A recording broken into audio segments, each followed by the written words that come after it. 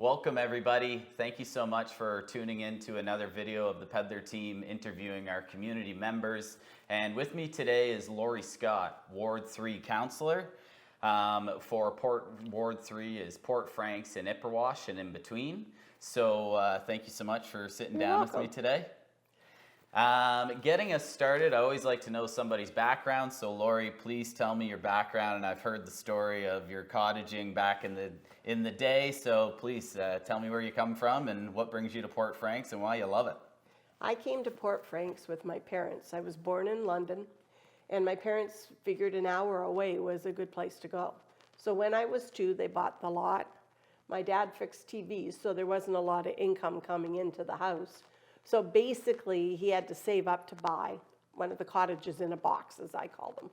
So he went to Beaver Homes and bought a 600 square foot cottage kit, and he built it. So every summer, from the time I was 8 years old till the time I got married, basically, I was coming up here every summer. I mean, who wouldn't come to Sunshine Beach and a cottage? I mean, it was a world different than London. And probably back in the days, it was probably safer than being in London. You know, back then there was every neighbor knew everybody, so you didn't get away with anything. They knew if you were out there doing things, and they knew if you were going. So I lived in London until I met my husband, and I'm still with him 51 years later. And he hung around with some of the guys that were up here, and I mean, what's better than beach, sand, romance, and love, right? So, I mean, when you live here, you've got nothing but water and sand, walking trails. You've got a community center that has groups that do everything. So for me, it's a no-brainer. Living here is like living in paradise, except it gets a winter, which, you know, is okay too. We're lucky that the house we built has views, lots of windows and lots of different views from every window you can see, as you can see behind us. And I mean, why wouldn't I live here? I love the story of romance, and I know Derek well as well. So yeah, that's a really cool story, and that's a long history you have in Port Franks. And mentioning this is Old Mouth Lake behind us. Yep, and this is Richmond Park. And this is Richmond Park, beautiful little section here in Port Franks. Okay, getting into more the political realm that you've been in now for 2 years of this term. Yes. And when I'm done, it'll be 12 years. Altogether. So this is your third term, 2 years into this term, yes. Though. And a big topic, being the moderator at the Port Franks political get-together there yes. In 2024, or 2022. A big hot topic was the dredging in the Port Franks Marina. Well, can you give us an update? How's that been over the last 2 summers? And give us an update on that. So 2 years ago, when the invoice came in at the end of the year, we were $100,000 over. And so we had to take steps to ensure that we were going to be able to meet the budget, because $100,000 in debt is 1% more of the money that comes in for taxes from you guys and anybody that lives here, including myself. So we took a look at it, and we decided that we would have to increase the prices, which caused a real uproar. But the reason we did that was so that the boats were done by length, and there was so much afoot, and the docks then were being, there was no favoritism in having a larger boat versus a smaller. So they made it so that it was per foot, and you could still have your dock, but it did increase and double because they hadn't been keeping up with the times. So unfortunately, for some people, it was a bonus, and for new people, it was great. We had a group called the Yacht Club. Unfortunately, a number of them left, but they were the ones with the huge boats, and the dredging behind was the big expense. In order for them to back out of a dock, they had to have more room because some of them were over 30 feet. So some of the boats that are in there now are smaller and have a different rise in the bottom of the boat, and so they don't need as much depth. The dredging's kept to a 6-foot dredge all the way down the middle of the river. And then those that come up, as long as they stay between the buoys as they're going along, then they can take and they can go down the center of the river. We have what's called the North Side. It was a boat given to us by the federal government a number of years ago, but it's a sand shifter. It's not a dredger, so it virtually shifts the sand, like it's like a waving action of moving it back and forth. So it can't physically lift the sand out. You have to bring in a barge and big equipment to do that. So they can't dredge it to too much, because then again, you're getting into over the budget. The marina itself usually breaks even, but that dredging that year put it over. So there was a long list of people on the waiting list to put a boat in, and when some left, some came in, and there's probably still a dock or two available, but it has to be, go through the proper things by calling the office and seeing if there's a space or if they can put you on a waiting list. So some of the old went, some of the new came.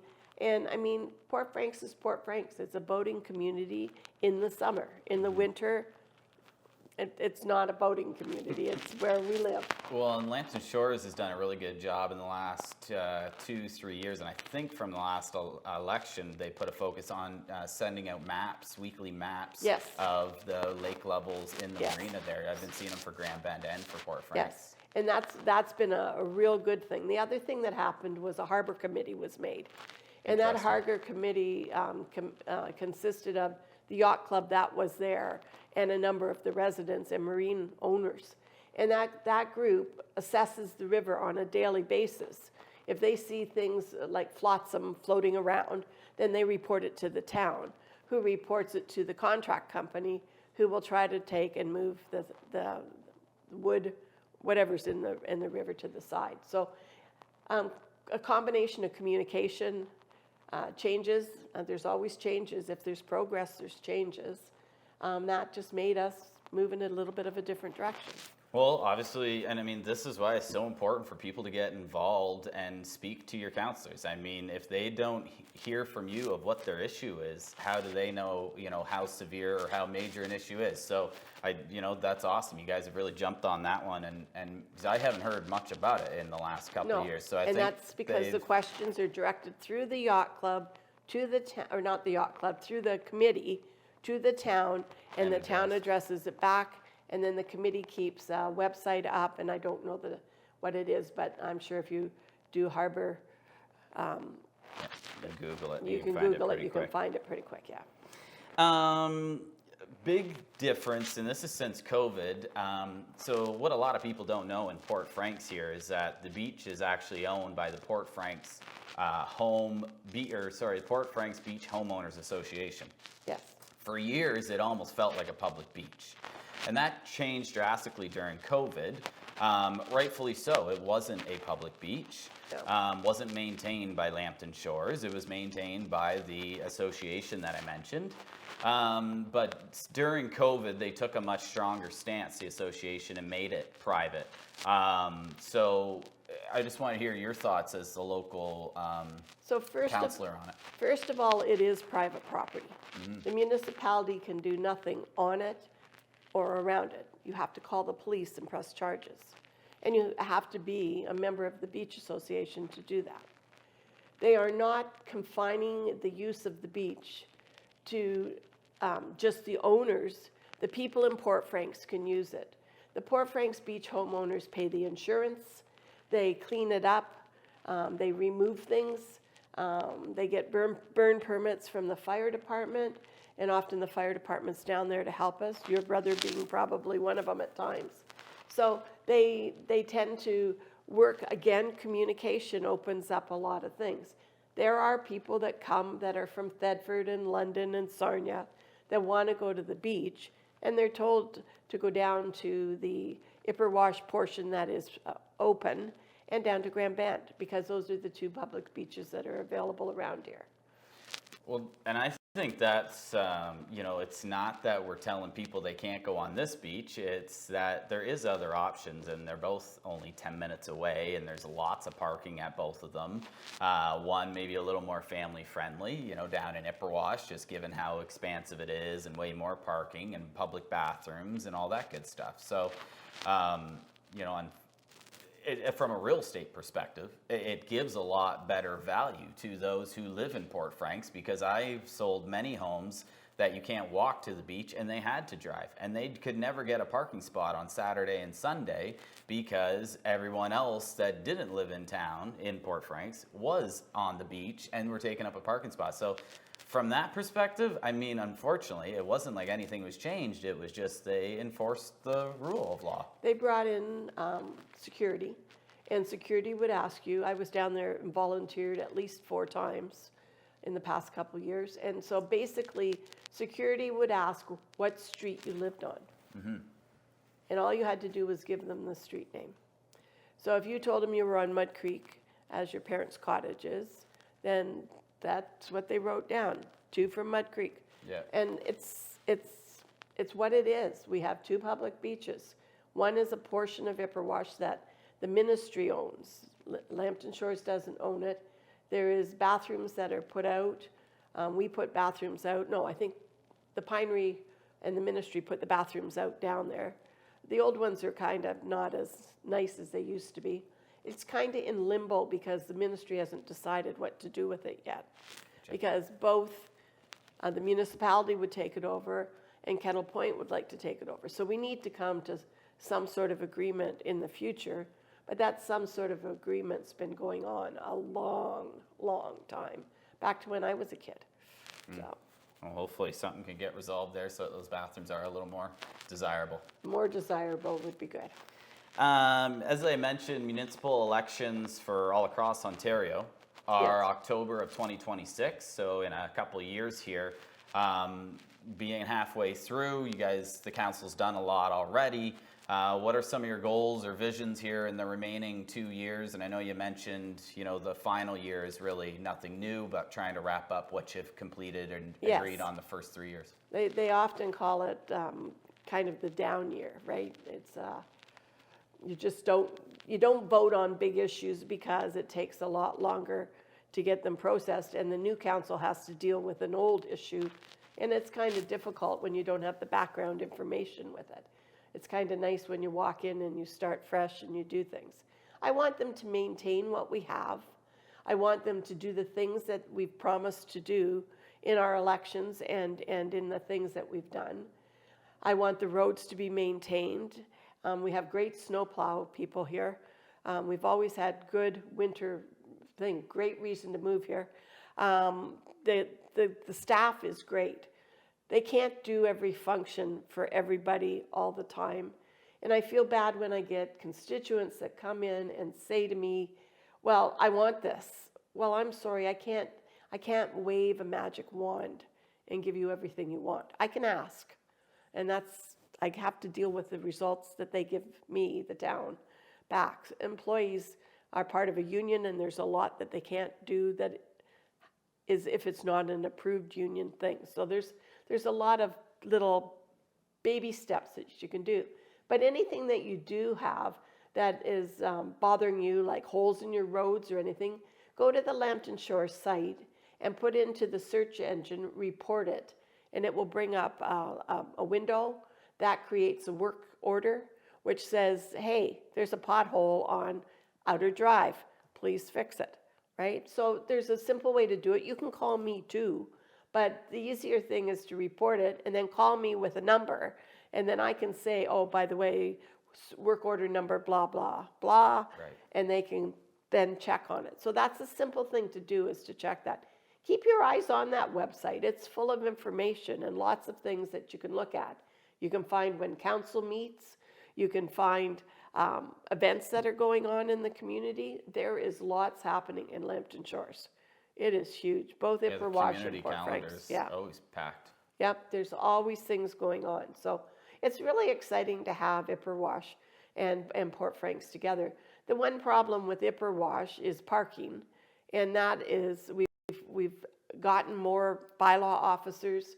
We encourage them to be in both places more often, but they do have to do Arcona, Forest, and Thetford as well. So it's a little bit of a problem on long weekends only for the most part. Now you speak of not having a magic wand, but being the councillor for 3 terms now, I would say you've at least been able to make some things happen, and you do have some magic wand capabilities. let's put it this way. I have a really great rapport with the staff. And if you ask rather than demand, oftentimes it gets done pretty fast. Well, I think anyone could use that in life too. Yes. So you always have to be kind to people. You have to do the ask and use your manners. Like the things that we were brought up as little kids to do are the things that will get you the results you need. Totally. It's easier. It's much easier that way.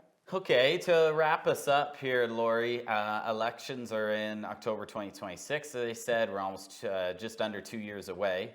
What would be one thing you would suggest to somebody who's considering getting into municipal politics, whether in Lambton Shores or another municipality in Ontario or wherever municipality? What's one thing you would suggest as somebody who's been in term now 3 years? Well, 3 years gives you some experience. Or three times in Three times. terms. So that's actually 12 years when I'm finished. Yeah. This particular term. I would suggest to them to call a councillor. It's not as simple as sitting at the desk the night of the council meeting. There's a lot of research that goes into things. And you have your own personal opinion and you have to represent that to a point, but I've got 2,900 voters. So 2,900 voters mean that I need to think how they think. Having been a cottager and then becoming a residential person that lives here, I have both balances there. So I can look at it from a cottager standpoint and I can look at it from an owner's standpoint. I mean, we all pay taxes, we all do the same things, and the wants and the needs are different because sometimes it's just for the summer for cottagers and other times for the residential, it's year round. So there's a balance there that you can walk. And I think previous councillors that have been in terms for a number of years know that what you need to know and maybe have some of their own magic wands that they can give you some suggestions. That's awesome. No, that's a great tip and sounds simple, but yeah, talk to somebody who's been in the role before. Okay, well, thank you so much, everybody, for tuning in with me and Lorie Scott. Lorie, I really appreciate your time, and good luck with the rest of your term. And I appreciate you making some time in your schedule for me. Thank you for interviewing me. It was kind of a new process, so something new to check off my lists. Perfect. Yeah. Have a great day, everybody. Thank you so much for joining in.